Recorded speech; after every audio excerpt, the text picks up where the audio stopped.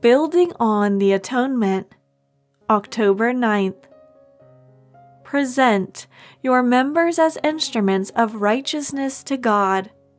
Romans 6:13. I cannot save and sanctify myself. I cannot make atonement for sin. I cannot redeem the world. I cannot right what is wrong, purify what is impure, or make holy what is unholy. That is all the sovereign work of God. Do I have faith in what Jesus Christ has done? He has made the perfect atonement for sin. Am I in the habit of constantly realizing it? The greatest need we have is not to do things, but to believe things.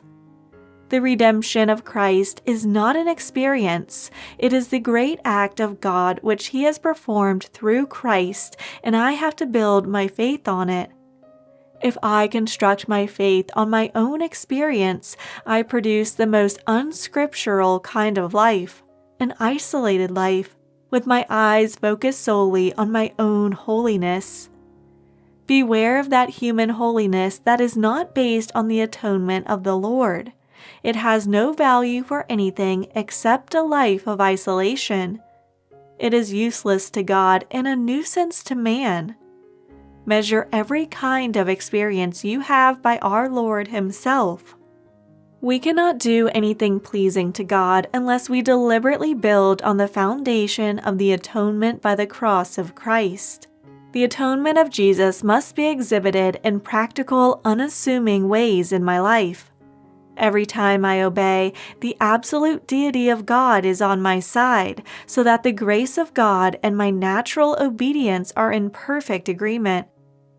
Obedience means that I have completely placed my trust in the atonement, and my obedience is immediately met by the delight of the supernatural grace of God. Beware of the human holiness that denies the reality of the natural life. It is a fraud.